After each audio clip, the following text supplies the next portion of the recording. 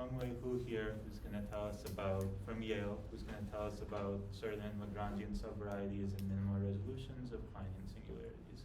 Thank you for the introduction. Thanks everyone for coming. So based on the title, so there will be, so I'll first talk about modulations, and then I'll do a little bit reminder on what is Kleinian singularity, and then I'll introduce anti-deforming evolutions of Kleinian singularities inside the fixed kernel set. So that's where those Lagrangians come from. And then we'll also discuss the pre-images. That's where while we talk about the minimal resolution things. So let me first do a brief overview of today's story. So I have this. So I use X to denote Kleinian singularities throughout. And then this X tilde is the minimal resolution. Okay. And then on this X, I have a theta, which is I call it anti-Poissonian evolution. It's just some kind of algebra automorphisms, which I'll define later. And then with respect to this theta, I want to study the fixed point locus of X under this anti-Poissonian evolution theta. And also, so I call this minimal resolution of pi. And also the pre-images of this X theta under this minimal resolution of pi. And then the goal will just be, so I want to describe X theta and pi inverse X theta as scales.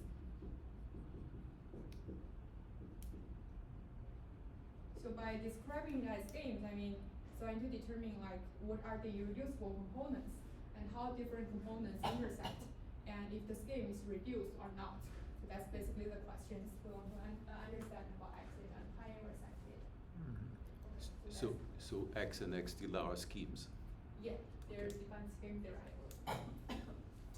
Okay, so now let's talk about a little bit about motivation. So like JR be a real semi-simple liquid.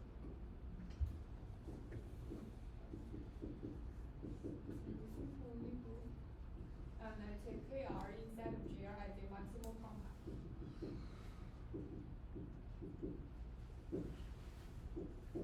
I can do complex imitations. I got complex groups G and K. And I also got the Lie algebra, small g respectively. So a big unsolved open problem in representation theory is the classification of irreducible unitary representations of this real liquid. Mm-hmm. So irreducible unitary reps of JR. And by theorem of Harish-Chandra, we can translate this into classifying irreducible unitarizable Harish-Chandra JK modules. Unitarizable Harish-Chandra JK module.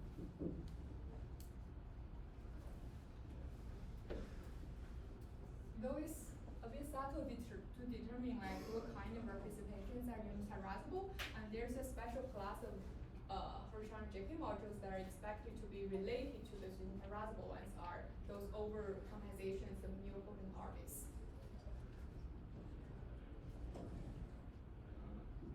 Harish-Chandra module, JK module.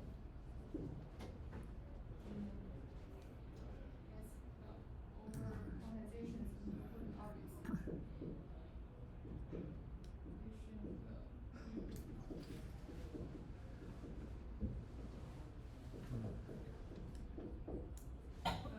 All inside of this semi-simple algebra. And one thing to be noticed is, so always a symplectic variety, so you'll always be even dimensional. Mm-hmm. Mm-hmm. And then, so if we put an extra condition on O, so if we assume co-dimension,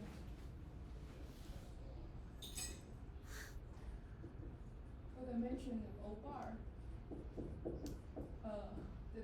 the co-dimension of the boundary in O bar is larger than 4, and then HCG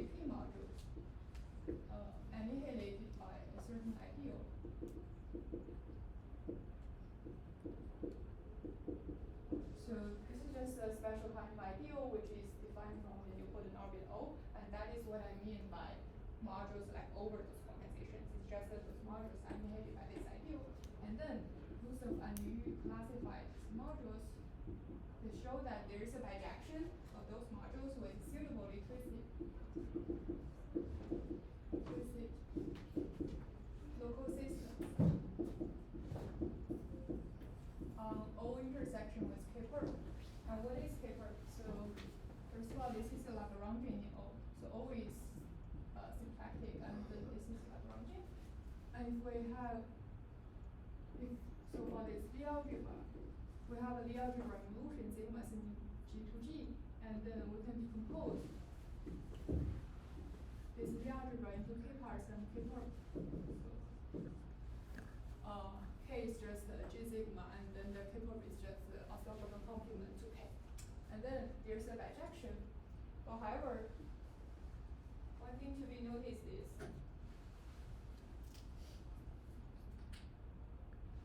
this condition, maybe I call it star. So star is restrictive.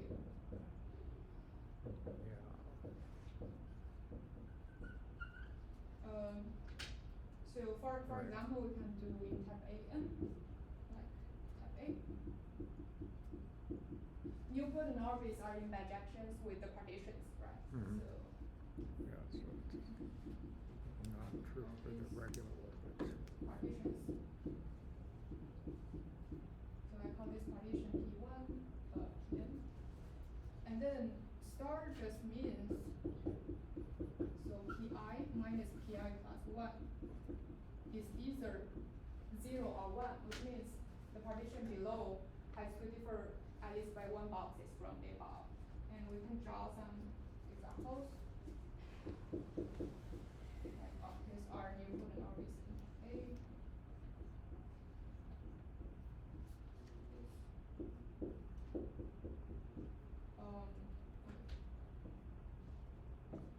So this doesn't work. This two works. So basically, orbit satisfying this condition, this star condition, will be like in a very slim shape. Mhm. Now, Right. then people will study like what happens if coordination is 2, right? Mhm. So the classification is unknown at the moment.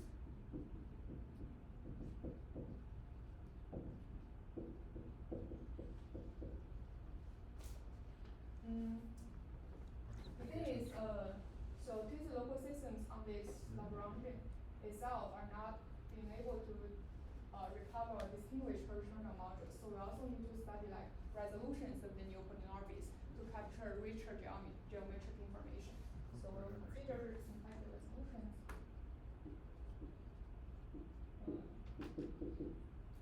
McKay resolution.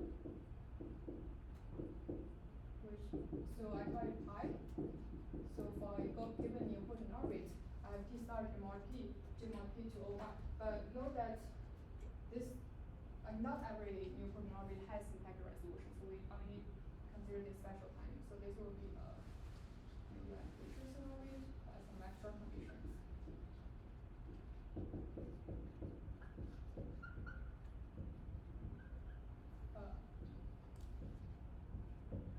But every orbit in type A does have this kind of like symplectic resolutions.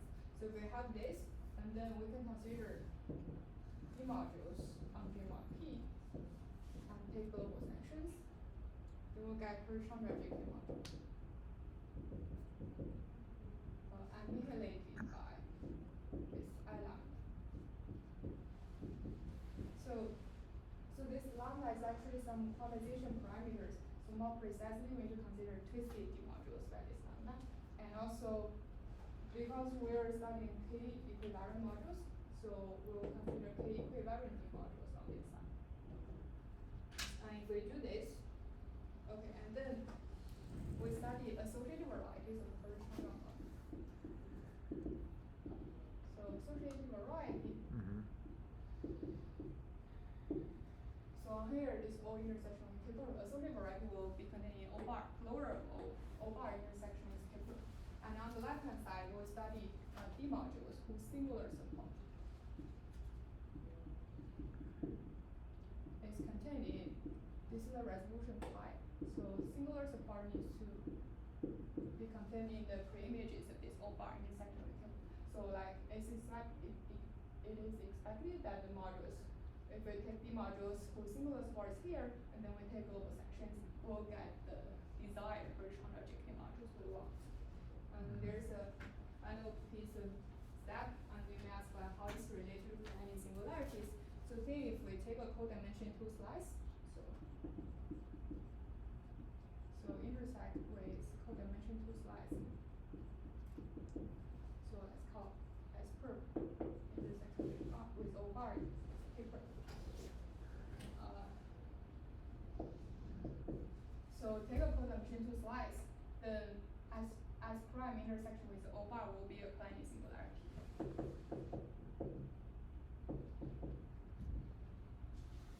And moreover, so recall this is sigma. If I can define theta to be minus sigma. If I do this, then this theta action will restrict to this intersection of slices, and then this intersection with paper is basically taking data fixed points. That's on this side, and then on the left hand side, well, on the left hand side will be. So on the left hand side, we want to study like upon intersection with codimension 2 slices, we study the preimages of axis. So that's how this fixed point locus and then the preimages of fixed point locus fit into the overall space. Okay.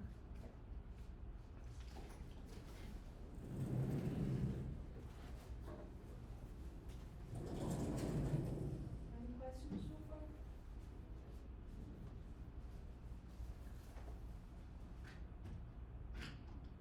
Okay, so we start on part 1. We do a brief review on Kleinian singularities.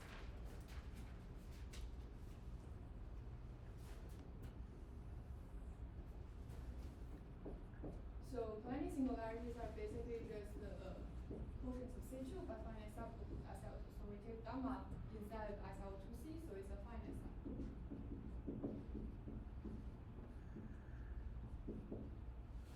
Kleinian singularity.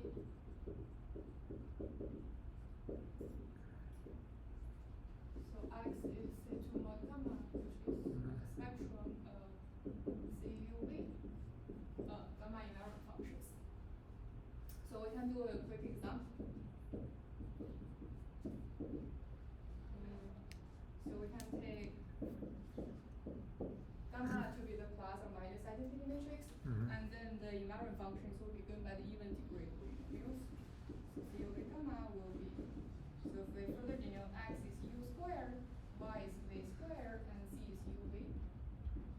And then we'll figure out there's a relation among X, Y, Z, which is X, Y minus Z2 is 0. And the fact by Kleinian says that so this is true for any finite subgroup. So we can always embed into gamma into C3 with a single relation.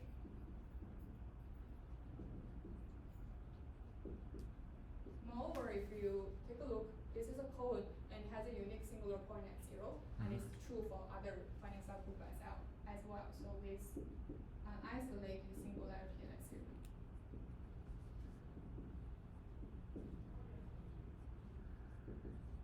Okay.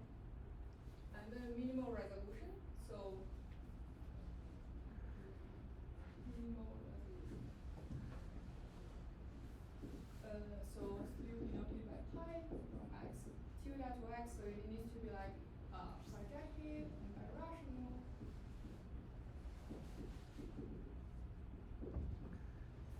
And this is smooth.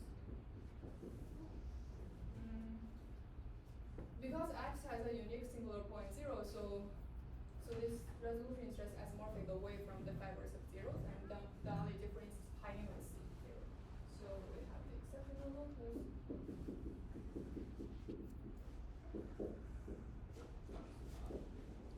Pi inverse of 0, so it's a union of, so it has a bunch of irreducible components, but each irreducible component is actually just a P1.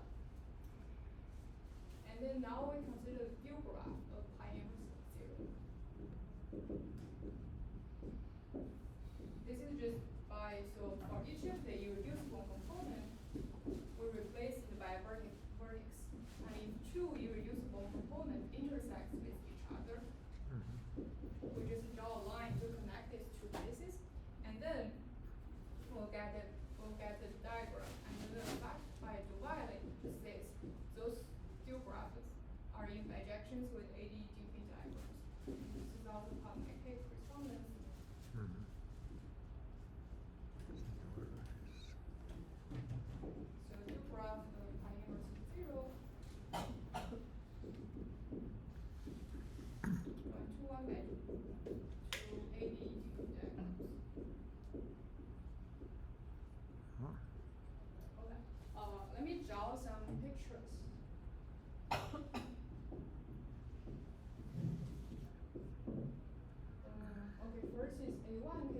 actually we just this case is just A1 case, we just calculate it out.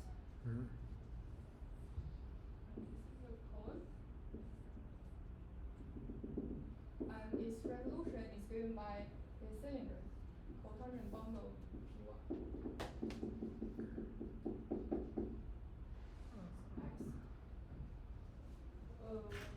If we take this is singular point 0, and then the preimage of 0 is the central P1, and then so pi inverse of 0 is P1, and do graph. So if we take the graph, it's replace each component by vertex. But however, there's just one component, so it's just A1 Dynkin diagram. This is an example in A1, but you may see, okay, I didn't see any like intersection patterns in this example, so let's do a slightly more complicated example. I'm gonna do D4. So for D4, the singularity looks like this. It's x, and the relation is x cubed plus x y squared plus z squared is 0, and it also has a resolution. So this resolution is like this. This central part is hollow, and then if we take this singular point and compare its preimage, so first we have this one, then we'll have 3 extra P1s.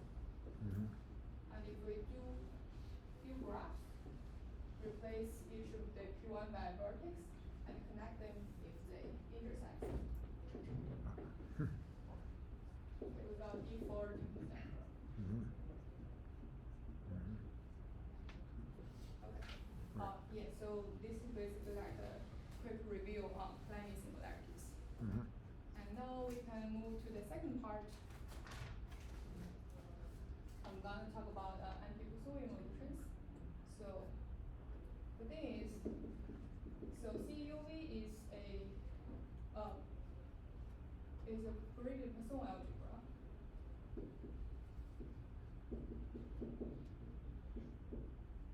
It's just graded by degree of the polynomial functions and then the Poisson bracket.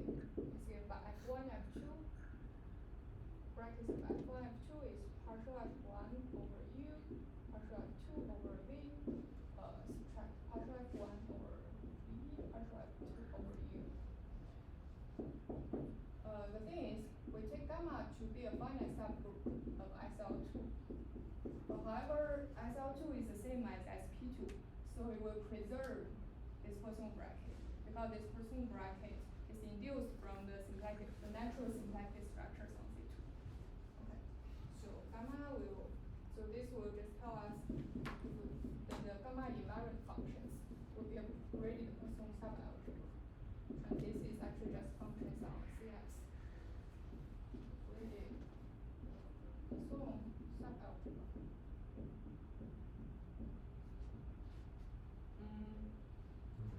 We can do a quick example on type A. Example AN. So CX is XYZ minus A to the power n plus 1, and it's very similar to the XY minus A2. And then the bracket for XY is just n plus 1 squared is AN, and then the brackets of XP is just n plus 1 x, and then the brackets of YZ is just minus n plus 1 y. So x is actually u to the power n plus 1, and y is y to the power n plus 1. Z is u. You just plug things into this equation, you will figure out these are the Poisson brackets.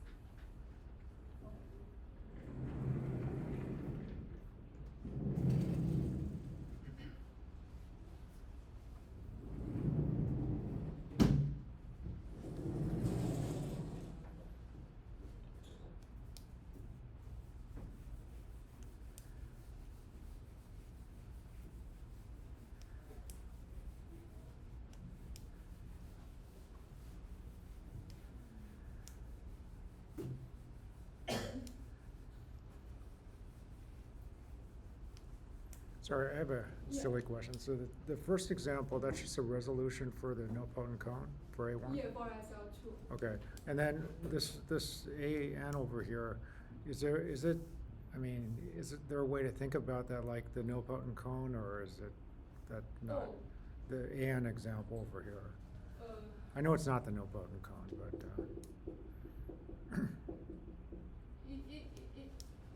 except in type A, it will not be unipotent cone, but it's actually, if we take the slice to subregular, it will give you corresponding ADE singularities. okay, And you take the pre-image of this grand resolution, but you need to take slice, and Okay. then you'll give this picture. okay, thanks.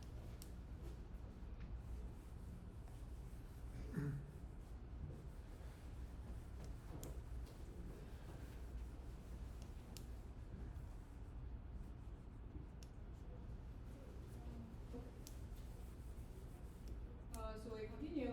Now we will define what is an anti-Poisson evolution. So, anti-Poisson evolution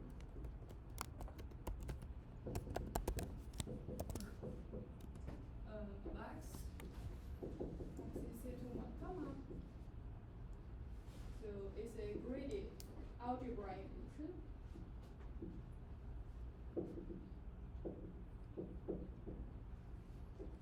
Theta from Cx to Cx such that it changes the sign of the Poisson bracket, which means if we apply theta to the brackets of f1, f2, we'll get the brackets of theta f1, theta f2, but with extra minus sign over here. So that's why it's called anti, it's because of the minus sign.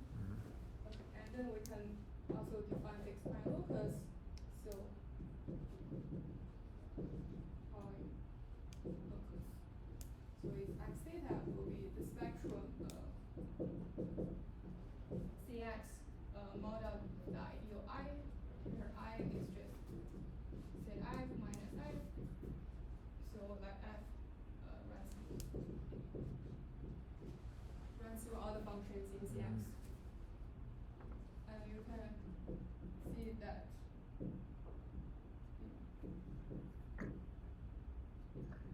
so this fixed prime locus is defined in a scheme theoretical way. So we do examples. Continue with type A. So type A.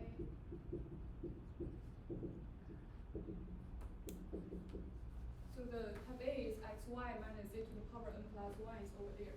And I claim that theta swapping x and y is an anti-Poisson evolution. And I consider its fixed prime locus. And I calculate fixed prime locus. So x theta will be x, y, z. Okay. So first we have the original relation of xy minus z to the power n plus 1. And then we have this extra relation x minus y because of this fixed prime locus. And then we can throw away the variable y. What we get is, so it will be xy minus z to the power n plus 1. Okay. And if we staring at this, we'll figure out, so it's a union of two events when n is odd. Union of two events for n odd is a cusp when n is even. Okay. That's the first thing. And the second thing is, though defining a scheme theoretical way, but actually f theta is reduced from this example. Okay. The general situation is not very different from this example, and I will write down the general. Okay. So first proposition, one is about the classification. The classifications of data. So there are finitely many, actually just finitely many anti-Poisson evolutions up to conjugation.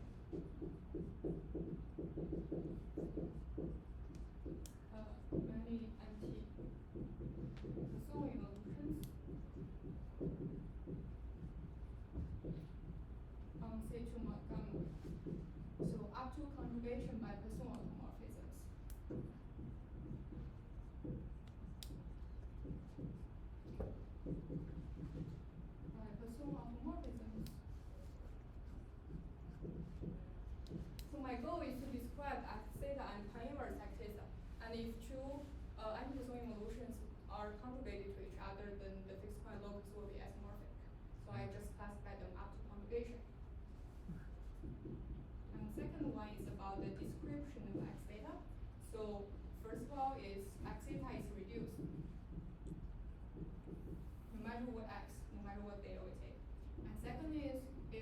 x theta is not just the singular point itself, then each irreducible component will either be A1 or cusp.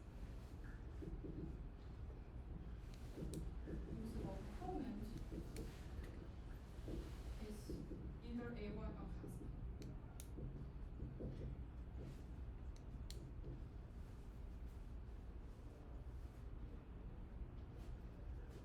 In your first year, and are you saying there is any? There is always one, or you're just saying it's finitely many? Finitely many. But is there one? No, there are 2 or 3, but we can list them. I will list them like in type A in a second. There are finitely many of them, but they can all be written in terms of generators and relations, very concrete. Right. So you're saying, but what I'm asking is that there is always at least one. So even in like Yeah, exceptional. exceptional case, yes, at least one. Okay. E7 and E8, there's one. But there's yeah. And we could imagine doing C2 mod P in a more general context. Is that the difficulty is to actually have an anti-Poisson evolution in more general cases, or these things exist? I can take you took C2 modulo some finite group. I could. Right. So I'm saying if I were to take any surface modulo a subgroup of automorphism that fixes a point, I can do the quotient. Do you know if anti-Poisson evolution exists there, or? I think first you need to have a Poisson structure in your variety. So you can only take finite subgroups of SP, like the syntactic group. But like in Rep 2 case, there they only finite subgroups of SP. But like for like C4, C6, you can take finite subgroups of the corresponding syntactic group. Mhm. And then consider anti-Poisson things for it. Mhm. Okay, right. So next I'm gonna give all the examples in type A, and then I'll speak on like how to obtain such pictures afterwards.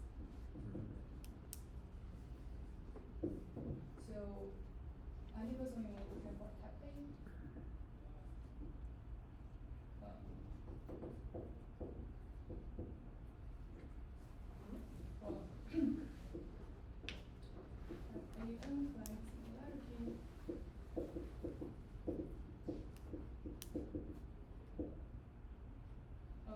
So when n is odd, there are actually 3 conjugated classes of anti-Poisson evolutions, and when n is even, there are actually just 2. One, so n and odd here, even and even. So 1, 2, 3.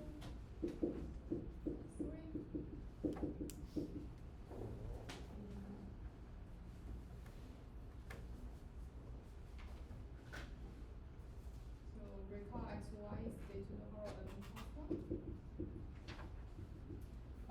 The first case is swapping x and y, which we considered in this example. And then the second is sending z to minus z. And because of the parity issues for the even case, in addition to sending z to minus z, we also need to change either the sign of x or either the sign of y. So, but they are concrete. And the third case is sending everything to 0.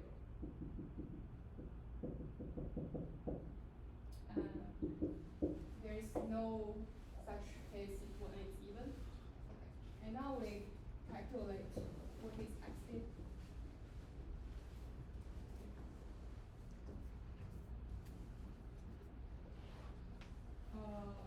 We can draw it over here. So we calculate here what n is odd is a union of 2 A1s. So this is a union of 2 lines. Mhm. And this is a cusp. Mhm. And if we continue to compute, here is also a union of 2 lines actually. And here is a single line picking one of the components here. Mhm. And the fixed point here is just a single point because we are sending everything to 0. And next, let's do pre-image.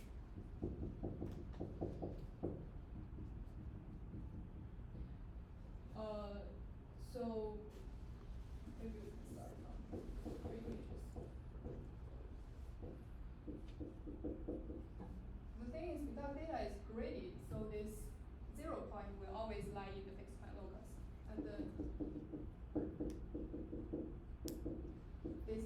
kernel locus primer 0 will also lie in the preimage. And these are the union P1s, right?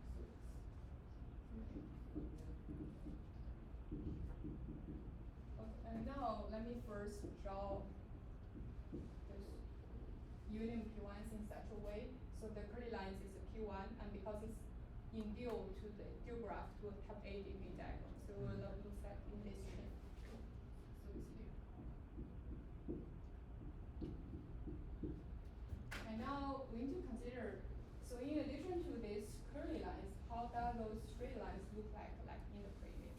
So in this first case, so it looks like in this way. So both of them are being attached to this middle P1, and they are separated from each other. They no longer intersect. That's the first case. In the second case, they're actually being attached to these two outlier P1s. So like they two look the same, but actually they look different in the preimages. And here, because it's the single point itself, so we'll only have the P1s. And let's take a look at the even case. So for the even case, now we have a cusp, but actually in the preimage, this cusp becomes an A1.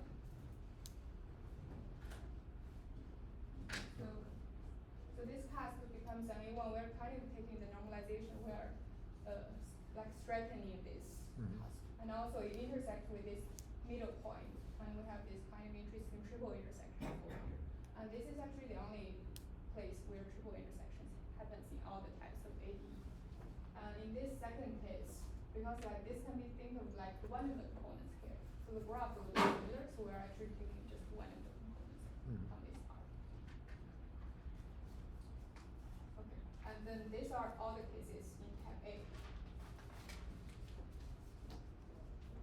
And in type Dn and E6, there are two types, and E7 and E8, there's just one. Okay, now we talk about more like how do we obtain such pictures. The third part. So I'm going to talk about the lift. The thing is, we have this minimal resolution over here, and now I have this theta. What I want to do is, I want to construct a lift, theta tilde, such that after composition we'll get back to this. And theorem is just this lift always exists. Okay. So there exists a unique anti-symplectic evolution theta tilde on X here. A unique anti-symplectic involution. Theta tilde from X tilde to X tilde, such that theta composed pi composed with theta tilde equals to theta composed with pi, and just we call theta tilde a lift.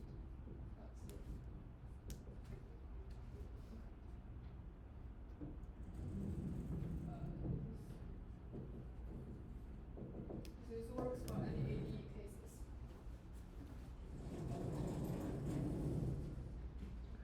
Now is why this lift helps, right? Okay. Can I just ask what anti-symplectic means? Namely, this is a map of complex varieties, or it's only a map of symplectic varieties, or some other type of varieties? It's the definition of anti-symplectic is similar to anti-Poisson. It's just because it's not this axiola is smooth. So it's smooth, so it's symplectic. So it's not just the Poisson variety, it's actually a symplectic variety. So it means the same thing as anti-Poisson, just because axiola is symplectic. So named as anti-symplectic instead of anti-Poisson. But they are meaning the same. Symplectic plus that definition. Okay.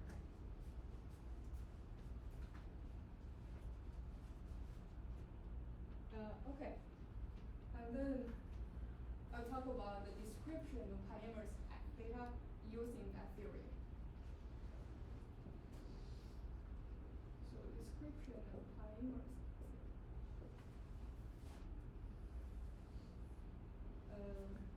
So first of all, high-inverse axis. So because I want to describe things as schemes, so let me first talk about the variety structure first. So we use the structure.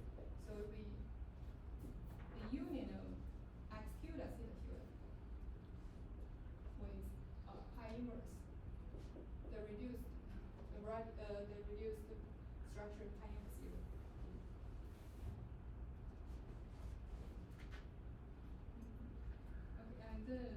second is the irreducible component of pi inverse.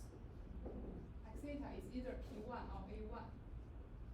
Components are P1 or and also last is about how A1 intersects with P1. Intersects with P1 at isolated points. Points in pi inverse 0 zeta theta.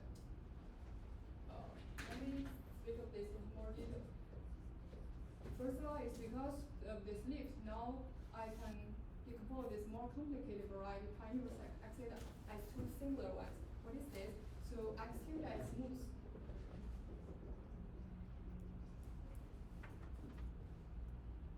And then by doing a slide theorem, x theta, theta theta will also be smooth. The thing makes x theta or pi inverse x theta difficult to study is because x is singular. Now we are moving everything to the smooth thing x theta, so things will be easier. And now it is smooth. In a smooth thing, you cannot allow intersections. Also in a smooth thing, you don't allow singularity like a cusp exists. So this cusp becomes a straight line. This intersection of two lines becomes a union, like separating two lines. Right. Okay. And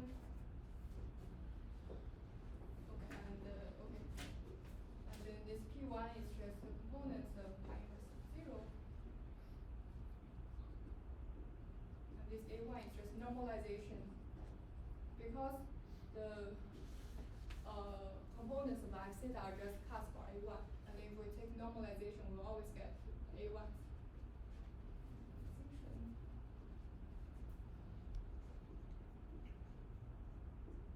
Normalization components of x theta. And then the last thing is about how A1 intersects with P1.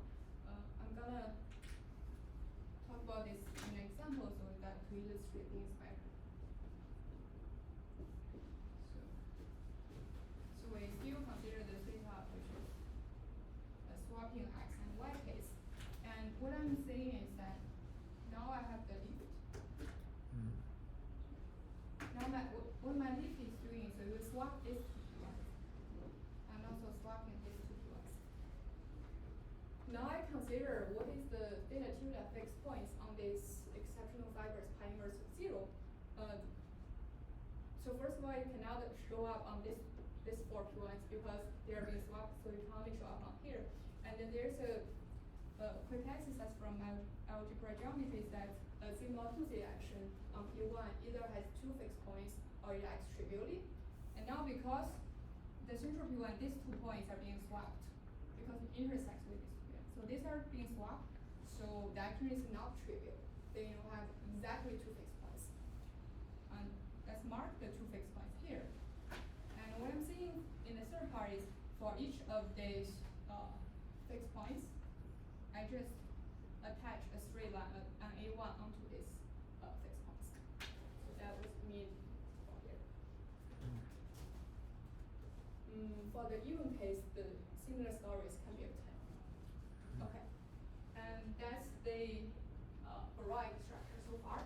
And now let's talk about the scale structure.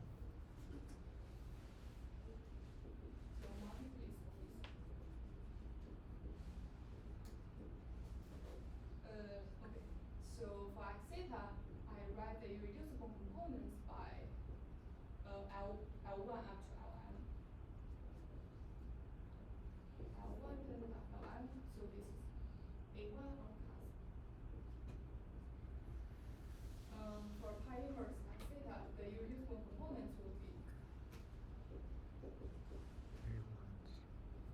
so I have L1 tilde up to Lm tilde, and C1 up to Cn. So this is P1, and this is A1. So the definition of the Li tilde. So you just take Lg. For each of the Li's, you remove 0 and take preimage and then take closure. That's how we get Lj tilde. And the thing is, because we showed that x theta is reduced, so Li is reduced, Lj is reduced, and then LG tilde is also reduced. So A1 is always reduced, and then the non-reduced can only happen at these P1s. And to further determine how non-reduced this P1 is, so I write pi inverse exit as a divisor. So I'll be summing up all the LG tilde plus AI, CI, and from 1 to n, so I say divisor. And my goal will just be to determine this AIs. So if I determine AI, then I will know what the multiplicities are. And to determine AIs, I will define another number EI, which is so basically I'm just counting how many A1s that a particular Q1 is intersecting with. So this is what the EI is doing, and I'll have those information. And then the last proposition is if x theta inside of x is a principal divisor, and this is satisfied in most of the cases. And then A1 up to AN will be the inverse of Cartan matrix applied to B1 up to AN. So this inverse of Cartan applies to AN.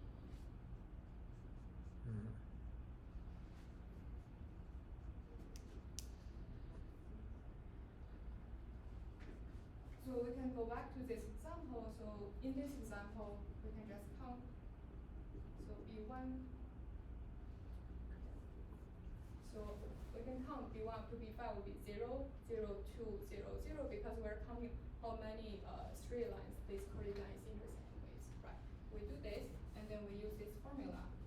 We can calculate the AIs will be 1, 2, 3, 2, 1. So basically this thing, so if we want to draw a picture that is more precise, so we should like make this line thicker. And the middle line being the thickest. So the multiplicities are 1, 2, 3, 2, 1. So this is kind of the scale structure related to it.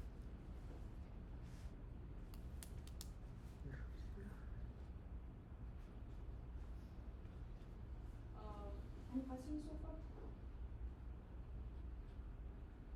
Okay. So we have a little bit more time. Maybe I can speak a little bit about like the proof of the theorem using like quiver varieties. So when you invert the Cartan matrix, you can have a denominator. Is that correct? Like when you, well, I mean, you know, if you take, so you have two. I mean, it's kind of interesting because those are integers, right? Yeah, exactly. And so there must be some cancellations that make everything work out. So because like AI and BIs are just integers, Right. And the first thing I'm showing is for the apply Cartan to the ANs will be this one. Right. The reason I can move Oh. to the right hand side is just because Okay. Cartan is invertible, so I move Right. it to the right hand Okay. side. And those BIs are like kind of the intersection numbers, and yeah, it's encoded by the geometry I see. related to it. Right. So does the determinant of the Cartan matrix have any interpretation here, or? So basically, I can make it where. So now I require the principal divisor condition. Yeah. If I have this, I would let this primers exit a pair with each of the CIs. I will Okay. get 0. Uh-huh. And then I run through all of the I's. I will get system of equations. Right. And then I rewrite them and move things around. I will get this one. Okay. Yeah. When is that condition satisfied? You said that that's x theta is principal divisor. You wrote a bunch of examples of x thetas. So which ones are principal? Sorry, one more thing. So the intersection matrix of the Q1s are just given by the Cartan matrix. So that's like where the Cartan matrix come into play. Oh. Okay. Okay. For the principal divisors, So the Cartan matrix is the intersection matrix, or you modify it? or maybe a minus, or maybe but the Y- minus would be minus. Yeah, just this. The Cartan is the minus of the intersection matrix of the Q1s. Mhm.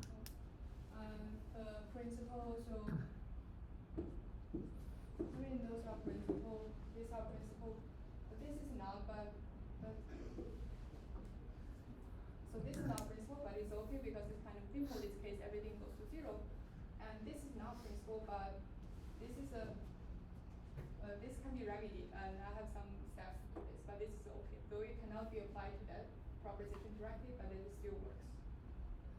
A little bit. Basically, it's because this is kind of a subscape to this one, and now from that formula we get this is reduced, and now this is subscape, so it will also be reduced. But in the AN case, the determinant is n plus 1, am I right? Hmm? In the AN case, the determinant is n plus 1. Right. So can you tell me again what the BIs are? Oh. Something has to cancel with n plus 1, right? In the Yeah, she just. Oh, everything. So the BIs, I'm basically just counting how many A1s that a single P1 is intersected with. Maybe I can write more.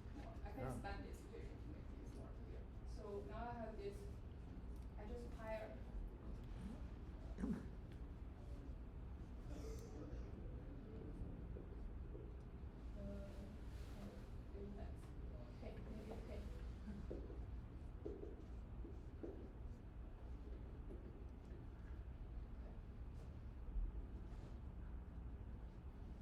And now I just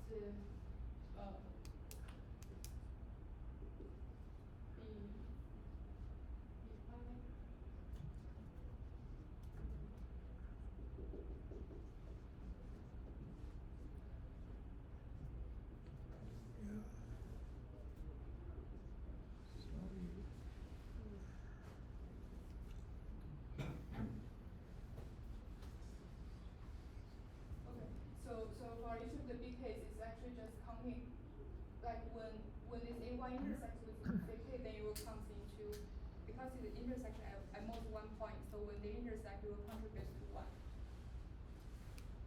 So that's like a more mandatory way to describe the BI, but it's equals to this in terms of the intersection numbers. Then I have this is an equation. And on this side, I have the Cartan matrix applied to the AIs, right? And then on this side, I have the BIs. I just move it to the other side. Then I got this one. Right. I can move Cartan to the right-hand side is just because Cartan is irreducible. It's Right. just a kind of a miracle, and I just move it.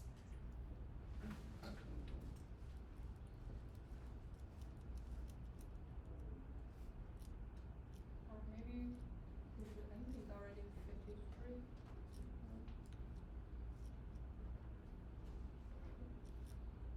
I think I can stop here, and it's basically the end. Yeah. Very nice. Okay, Right. thank the speaker.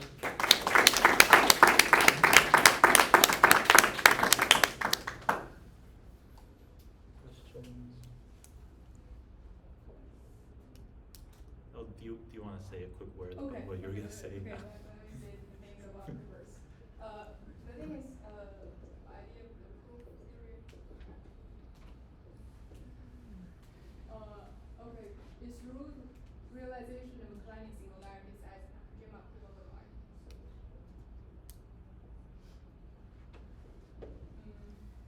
So to do this, I need to go to like kind of the extended Dynkin diagrams, and I also need to double the arrows for them.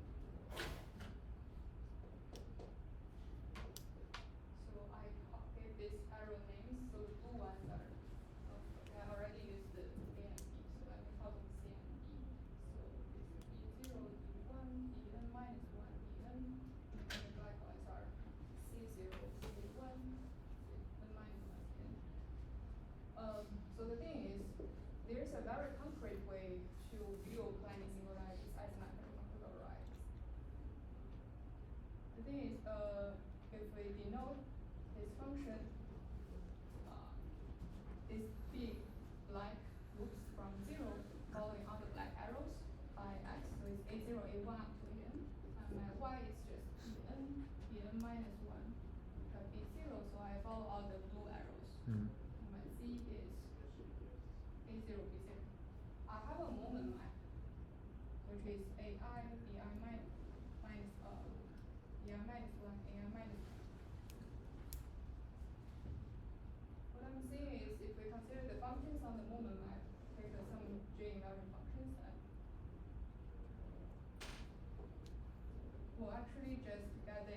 generalization, Kleinian singularities as Nakajima quiver is very concrete. You can verify that xy really equals to the 2 to the power n plus, so by multiplying this equation. And it doesn't matter which I would take because we have the moment map, right? And that's how we do that, and how the leaf is being constructed. So recall we have x, swapping x and y. The thing is we can just construct the leaf theta tilde as ai swapping bn minus I. So this is ai, this is bn minus I. It's kind of doing a symmetry of this group. And if I construct theta tilde in this form, and it works throughout, and there's also a way to interpret the irreducible components of each P1 in terms of the quivers. Then I know how they say the tilde x on the components of the P1. So I can follow the description of the pi inverse. I can get a better note on that one. That's the idea of the proof. But is the resolution coming from the quiver variety? Yes, That's, yes. So x tilde is the quiver? So we need to take some stability conditions. If we take a stable locus, then we'll get the resolution. And if we just do categorical quotient, we get x. If we do the stability conditions with genetic quotient, we'll get x tilde. And that's why they see the tilde. So we need to check some compatibilities, like preserve zero fiber moment map, normalize G, and also compatible with this stability condition. But it will all pass through, so it will be distance to the x tilde. Yes. I have kind of 2 questions. First, have you looked at what the fixed points of the quantized Kleinian singularities would be? So if you I kind of studied the commutative deformations of Kleinian singularities and the fixed points, but I haven't studied the quantized, which is the non-commutative yet. Okay. Yeah, and then this was going from a previous question. So what about classifying like the more general case where you have like this symplectic reflection algebras? Do you still have a similar type of like type 1, type 2, type 3 involutions there? And is there a hope to like classify the anti-plus 1 involutions? So Should I have like a symplectic vector space one by a finite symplectic group? So these are actually comes from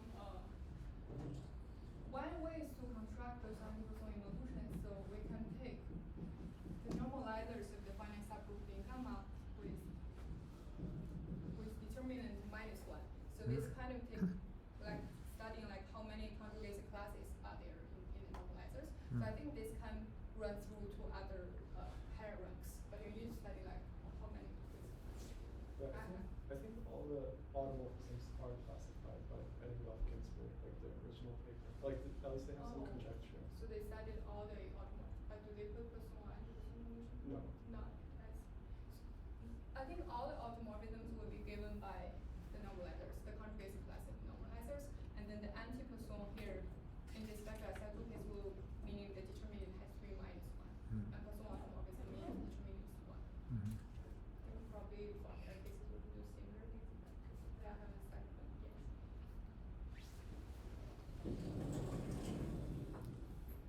Alright, let's thank the speaker again.